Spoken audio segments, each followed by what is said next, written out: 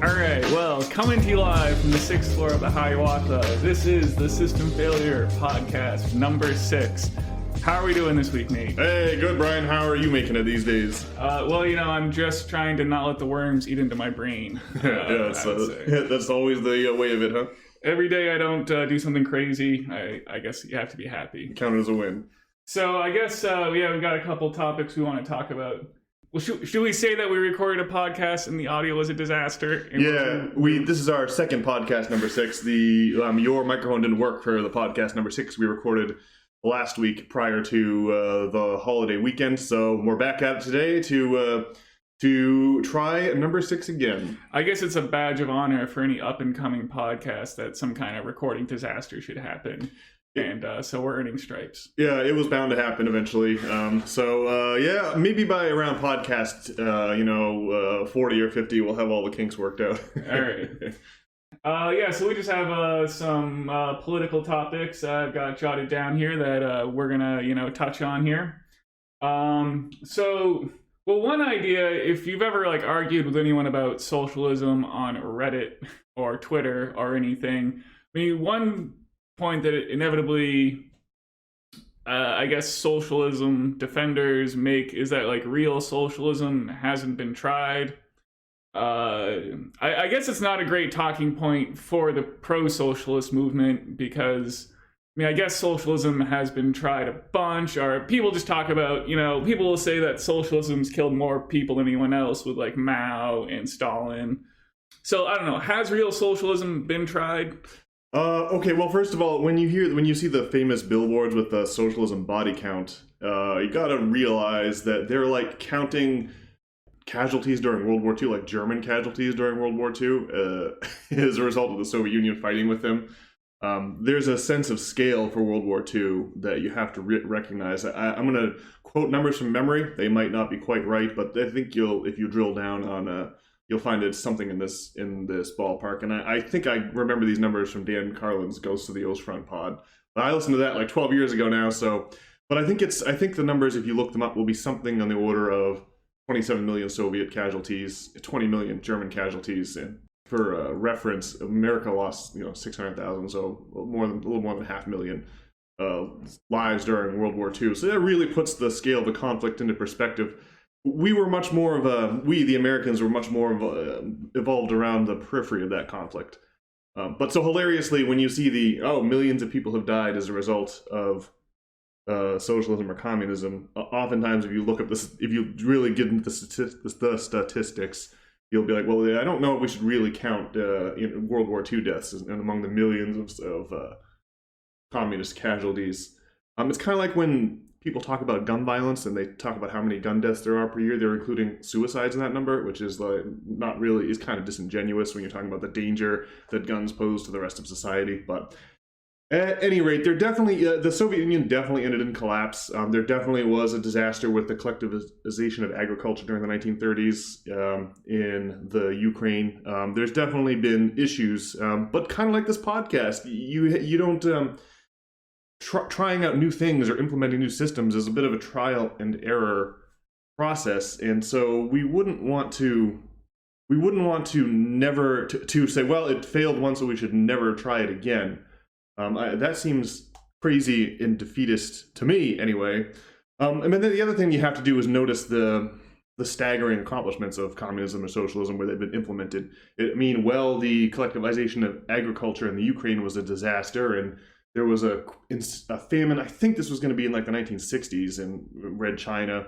That was similarly what's the old story? They wanted to kill the insects that were eating the crops, and they killed the insects, but then the birds starved, and it just led to a collapse of the food chain. I can't remember exactly what the story was in China, but you'd really want to make sure you take account of the failures and the successes where socialist or communist schemes have been tried in history versus just focusing on the failures or embellishing the failures. And then there's this other piece, when you talk about the horrible dysfunctions of capitalism, people say, well, this is crony capitalism, it's not real capitalism. So you can totally get the real capitalism's never been tried side of the same reflection of the same exact argument if you get into it. So those are just my thoughts when I hear that classic canard, well, true socialism's never been tried. Yeah, well, because libertarians, with their libertarian fantasy, well, we'll get in there and say that real capitalism hasn't been tried. Yeah, when talking about the woes of capitalism, and yeah, when you're, I don't know, like just when you're counting like the death toll of different political ideologies, I mean, it seems like capitalism must have a pretty giant death toll. Or, I mean, America's done a lot of knocking over of populist uprisings, but there's the wars in Iraq and Afghanistan, obviously, and the unending turmoil in the Middle East. I mean, well, you could really rack up a giant death count for capitalism. Yeah.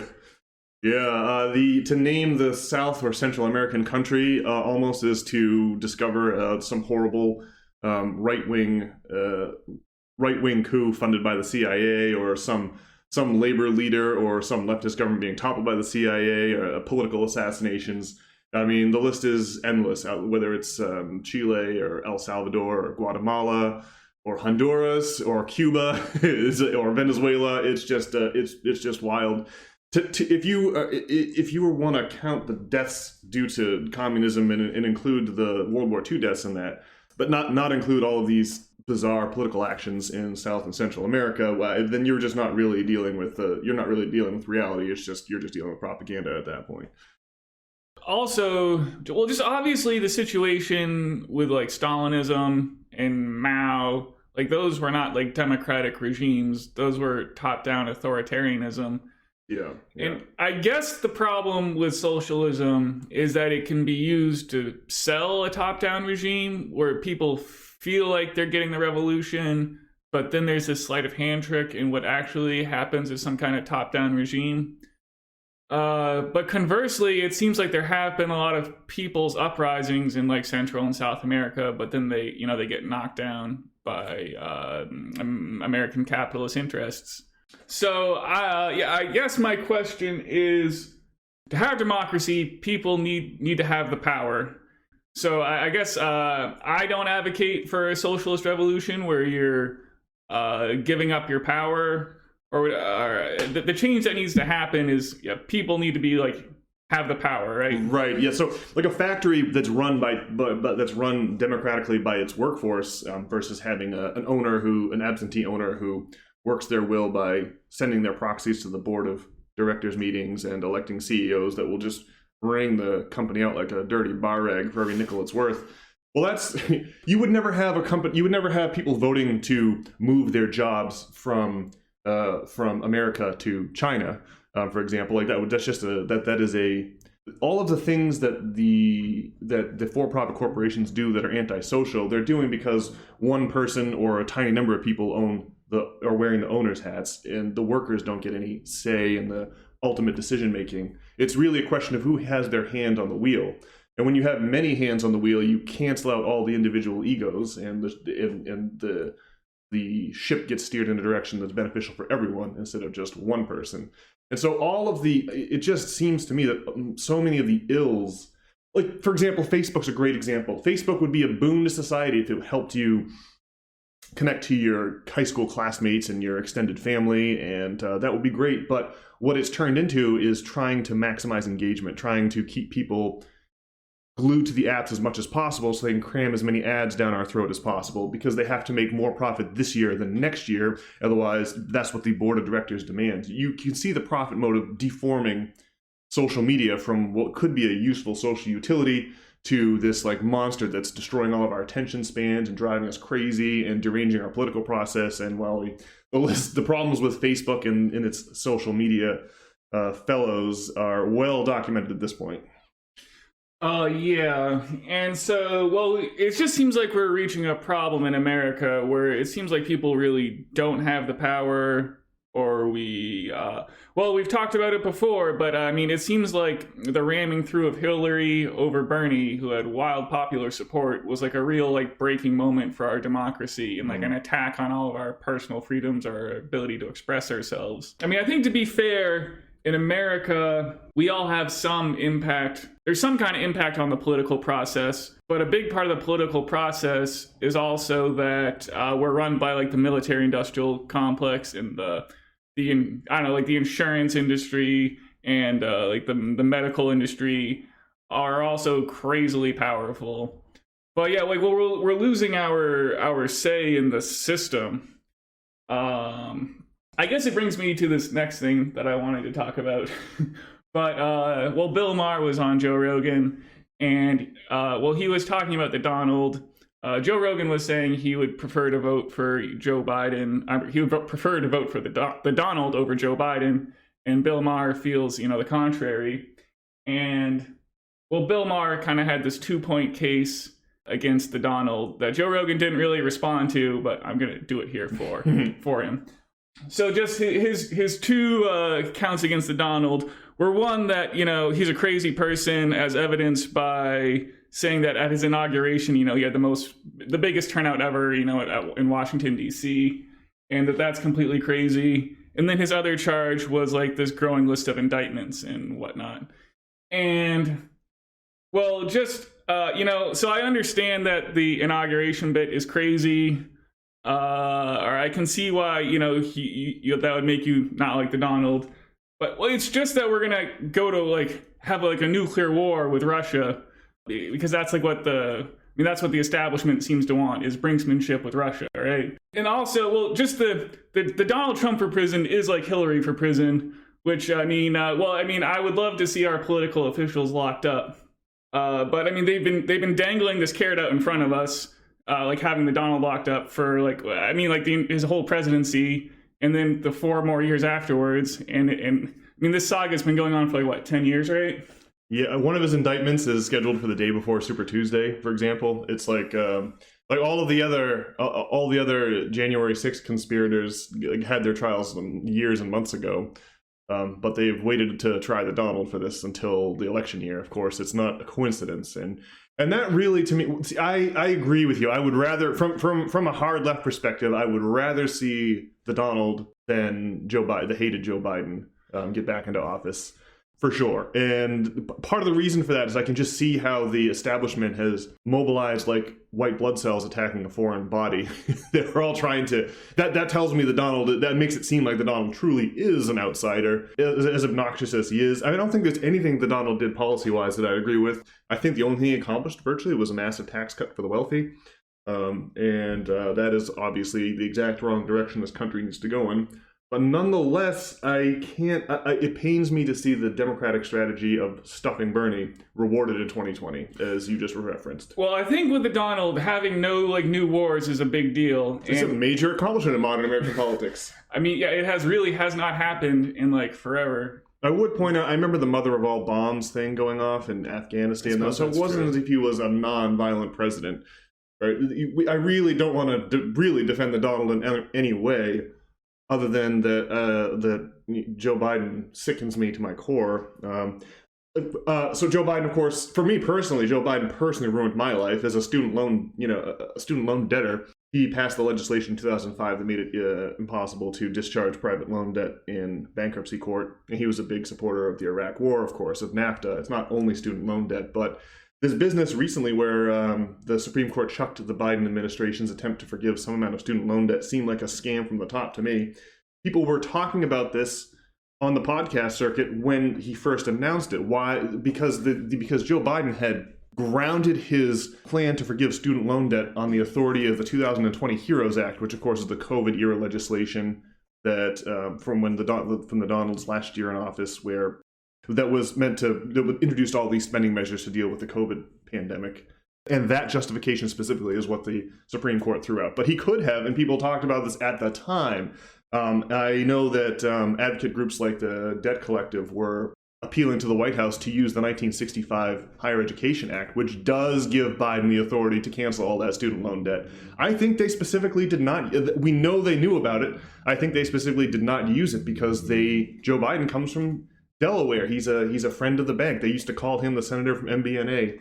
Wilmington, Delaware has buildings that have relatively small buildings that have hundreds and hundreds of businesses registered with that building as their headquarters because Joe Biden was willing to relax the credit card usury laws in Delaware so that credit card companies can be based there, and they like take away things like the maximum interest rate you can charge consumers. He was essentially willing to strip consumer protections to make Wilmington, Delaware, the most desirable place in the country for credit cards to be based out of, and it worked. So I think that Joe Biden's administration was not sincere at all in their attempt to forgive student loan debt. I think it was just so they could promise people these things in going up to the general election, only to pull the rug out from the rest of us. And the other thing that's unforgivable that Joe Biden did was he put the kibosh on that crazy rail workers strike from last summer. Remember that incident? Remember when that is? They just said, "Well, you're not going to be able to have this strike. Sorry, you have to go back to work insane hours." And that had a deleterious and negative impact on railroad safety. Of course, it's had the way that the owners of the railroad companies are allowed to schedule workers has had an ongoing impact on that front. And of course, it wouldn't be long before the Palestine disaster materialized, really. It was almost like within a couple months of that, the Palestine disaster happened, really making the Biden administration to be the subject of eye rolling, at least on my part. So I don't know. I guess I agree. Well, it's like Palestine, like Wisconsin is what we're talking about. Wisconsin? I thought it's Ohio. Ohio, yeah, where that train blew up and the whole town was rendered toxic. Yeah. Black clouds of horribly toxic smoke envelop the town, and who knows how safe it is to live there even to this day. I mean, it's really a shocking disaster. We shouldn't lose sight of that. But anyway. Yeah, it's just that the establishment has,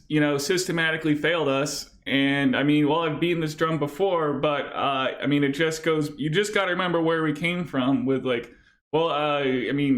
George W. Bush, his administration was a complete disaster with all these wars in the Middle East and whatnot. We wanted hope and change with Obama. And it wasn't that different as the wars continued. And then, so we were really ready for hope and change, and everyone rallied around Bernie, and they didn't give it to us, and that's why we have the Donald. Joe Biden is such like a sinister manifestation of like everything that's wrong with the American political process. I mean, this dude is like this animated corpse, like some kind of Frankenstein or something. He's obviously not actually making the decisions.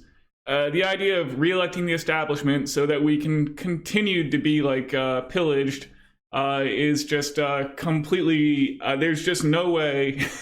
I would like to vote for Bernie, but the establishment's not going to give us that option. I agree. I would have to vote for the Donald over Joe Biden. Yeah, we have ranked choice voting here in Maine, and so my ballot was an insane ballot in 2020. It was Bernie number one, who was not.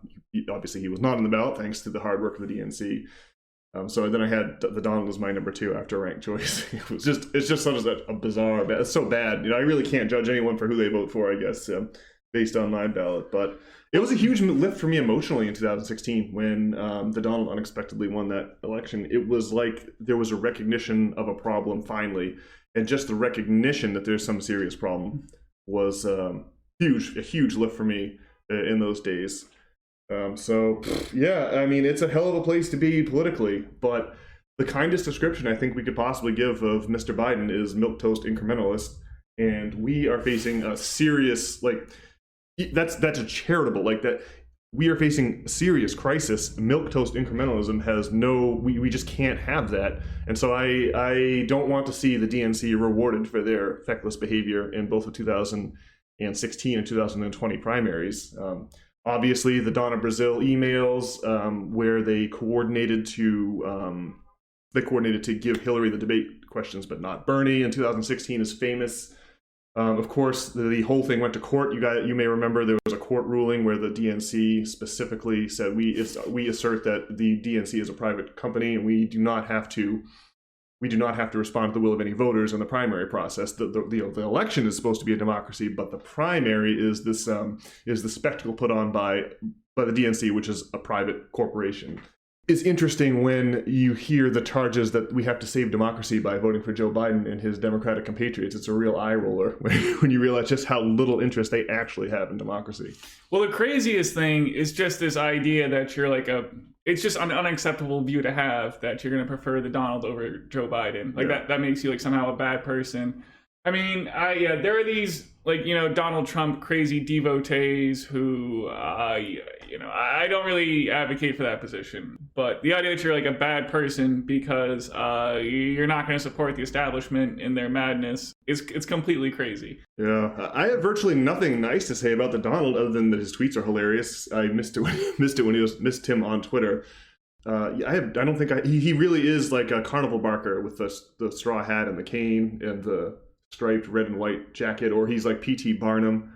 He is funny. He knows how to read the crowd, but I virtually have nothing I like about the Donald, except for that he made it through where Bernie couldn't, because he's willing to be ruthless and mean to people. Bernie wanted to be polite and not burn his bridges with the DNC establishment. And well, just if you vote for the establishment, they're going to continue this brinksmanship with Russia. yeah, it's not. We're all of us, our families, our children, our wives, our parents are like thrust onto the front line of this conflict because nuclear weapons will reach you no matter where you are. There's no not participating. There's no not being on the front. There's no not being at risk. And that's absolutely wild. Well, it's crazy that, apparently, our establishment overlords are sitting around thinking about how they can start the Cold War again. It's completely insane. And, the sentiment on the internet apparently is still that the war in Ukraine is going well.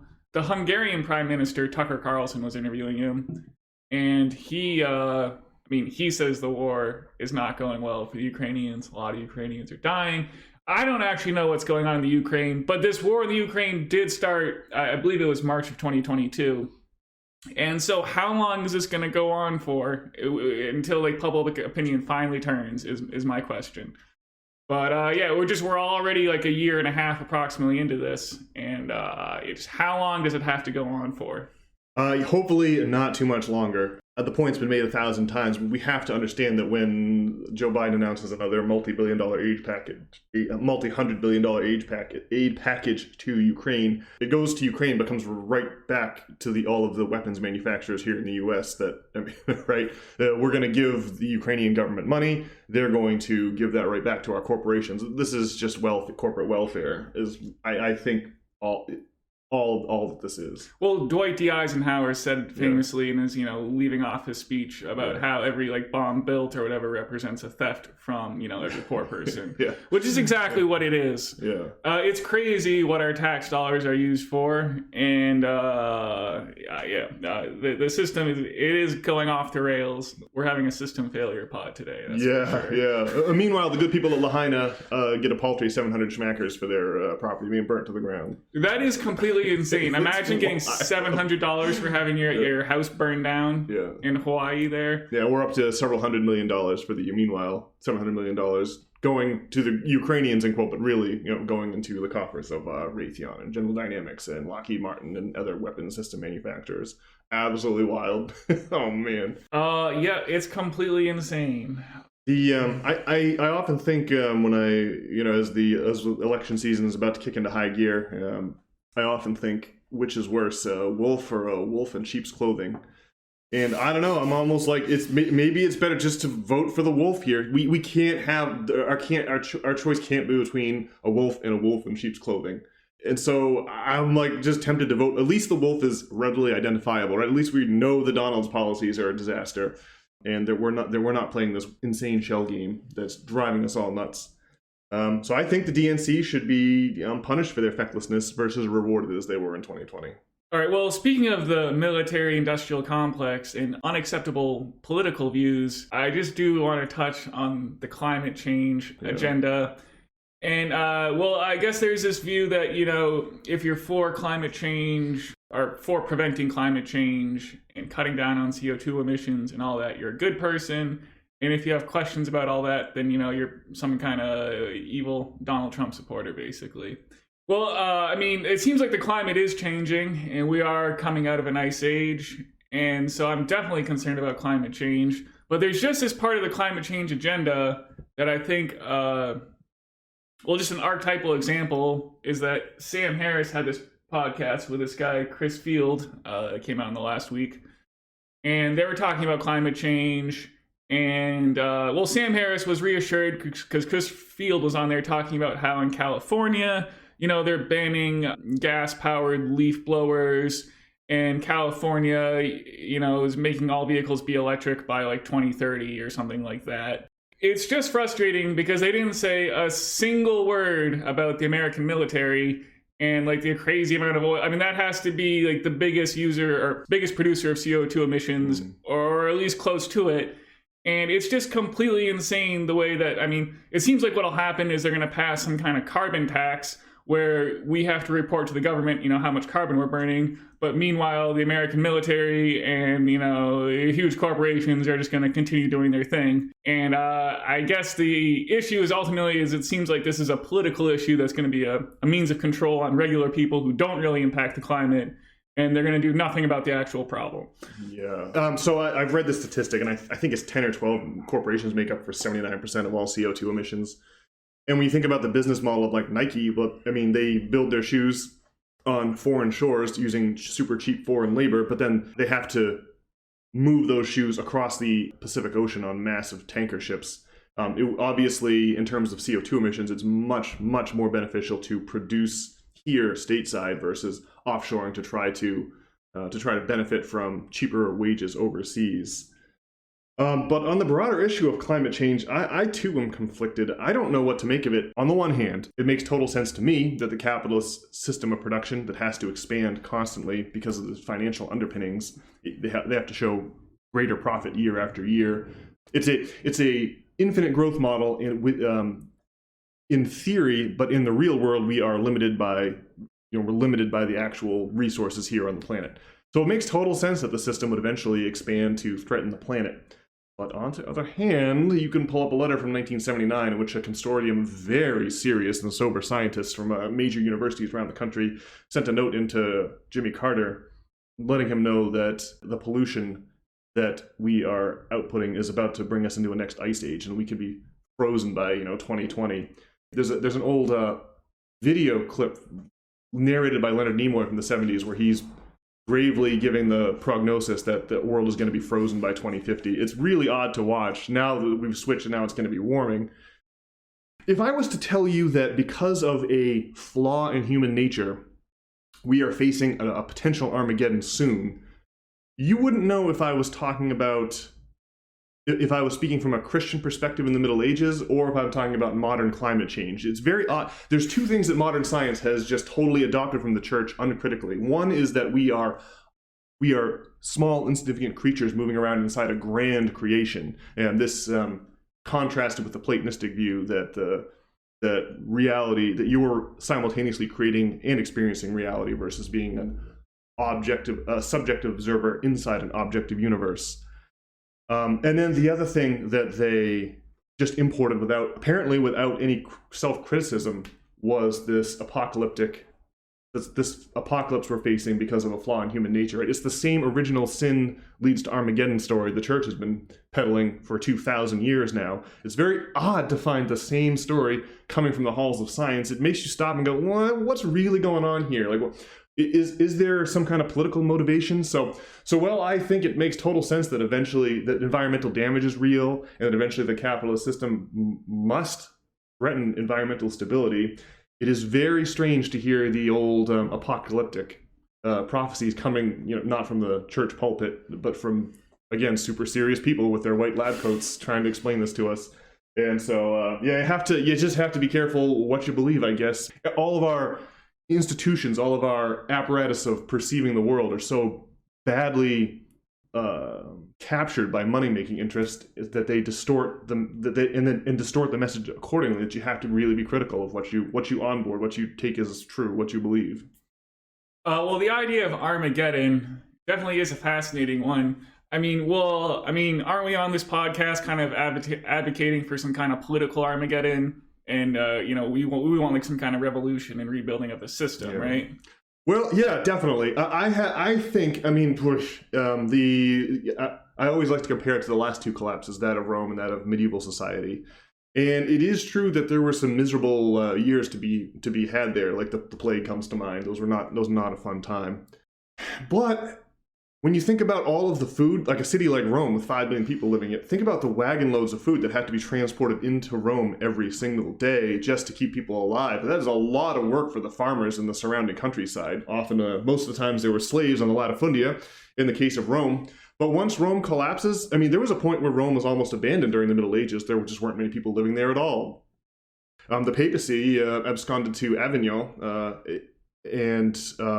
so, I mean, the point is that once, with the collapse of Rome, anthropologists like David Graeber will point out that the amount of labor required of the farmers who lived in the surrounding farmland went down drastically. They didn't have to do as much work, nearly as much work after the fall of Rome as before. So this is a long way of saying that despite the chaos and uncertainty and the emotional impact of having a system you believe in crumble before your eyes, that's all disconcerting to say the least. But I think that the people who really need to be worried are the super rich, the people whose balance sheets are beefed up by all of these future payments we've promised them. I'm speaking now of debt and the massive debt load in every category, be it sovereign debt, mortgage debt, student loan debt, auto debt. I mean, to name the category of debt is to find a shocking new high, a shocking new historical high.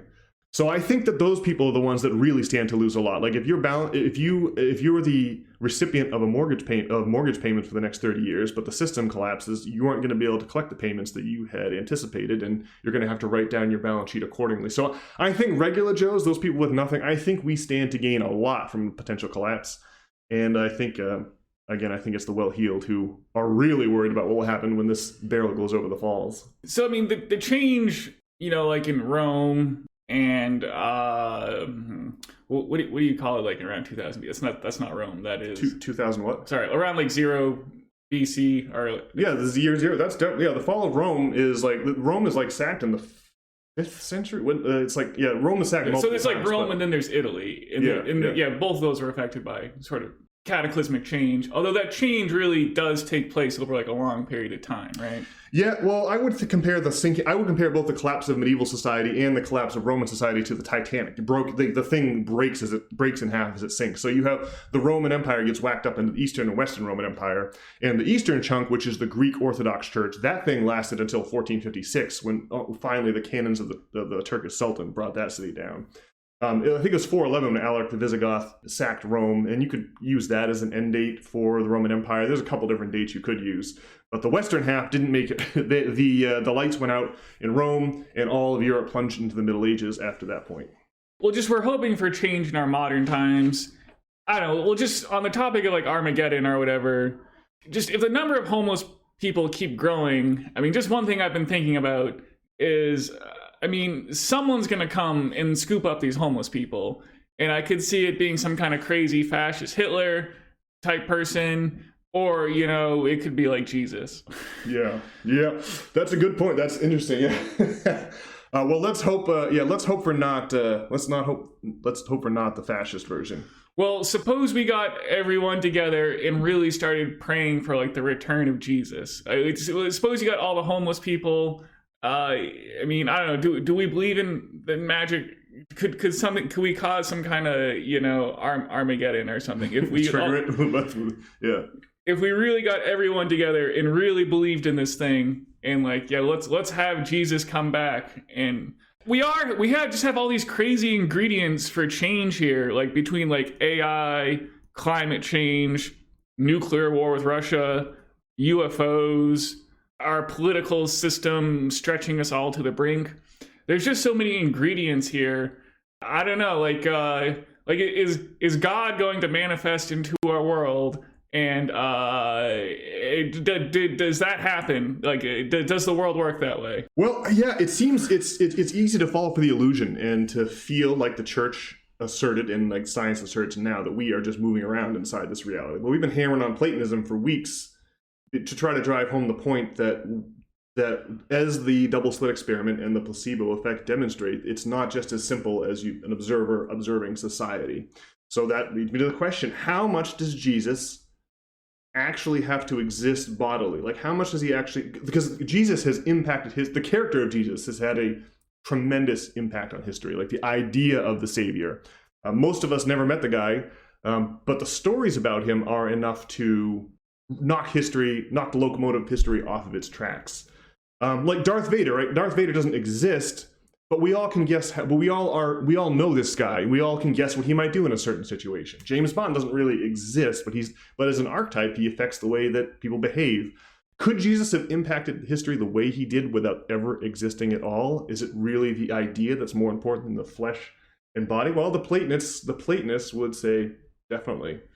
And so, yeah, can it really happen? I do think, though, in the instance of fascism versus Jesus, I think what would happen with fascism would be that the fascists would appeal not to the walking dead in the streets, not to the homeless themselves. They would appeal to the upper echelons of society that are tired of dealing with the homeless people and mobilize those upper echelons of society to deal with the homeless people in a violent way, or deal with the whatever the powers that be deem as the undesirable element of society, deal with them in a immoral or unjust way. So I think that's what would happen. Whereas, that would be fascism is a top-down model of control versus the coming of the prophet on behalf of the unwashed masses and mobilizing the poor, which is exactly what happened in ancient Rome. I mean, the Christian religion went from this persecuted minority, strange religion from the barbaric outer rim of the empire to taking over the empire in a few hundred short years. That is a truly wild performance on the part of this raft of ideas called Christianity. In my mind, the coming collapse will unleash a similar constellation of ideas that moves from person to person, taking us over like a virus. And I would love to believe that the primary idea connecting those constellations of ideas would be bottom-up control versus top-down, which is where we started at the top of this podcast, talking about the past attempts at establishing bottom-up control that haven't gone so well. Yeah, well, I suppose that if an ideology did arise that, was scooping up the masses and the poor, that there would almost necessarily be some kind of fascist response from the upper echelons. So it's gonna be like the Christ versus the Antichrist. Yeah, that's exactly what's happening here. Now, interestingly, the situation in Rome got crazy. There was Will Durant quotes a Republican or a conservative commentator in 198 BC, whose name escapes me, commenting that only 2,000 people in the entire city of Rome owned property. Again, that's a population of 5 million in 198 BC. That kind of wealth concentration is crazy, and that's how you can see why a populist movement like Christianity would be popular, because most people own nothing and were desperate. So, and I think maybe an interesting note here would be the word origin of the term fascist. It comes from the fasces, which is the symbol of Roman power. It's literally like a hatchet with a handle and a bundle of sticks tied around the handle. It's an odd thing. No one really talks about it much anymore. But this thing is a minor symbol even in American government, the fasces, the symbol of the many sticks making the one strong weapon. So interestingly, fasces comes from that word. So I bring that up because, of course, the Roman government instituted a crackdown on this philosophy of the poor that was Christianity, right? They throw them to the lions. Everyone knows that the Christians were slaughtered en masse for the first several centuries of their existence. And it wasn't until the 3rd or 4th centuries of AD when it really became obvious that the Titanic of Rome was sinking, that the emperors and the political elite rushed aboard Christianity as like some kind of lifeboat to save them. In other words, to try to preserve their crumbling political power. So anyway, interesting. So yeah, I really do think you've laid it out exactly. It's going to be the battle of top-down versus bottom-up ideologies. And every time we have one of these collapses, we get a little bit, we have a big reorganization and things get a little more bottom-up and a little less top-down.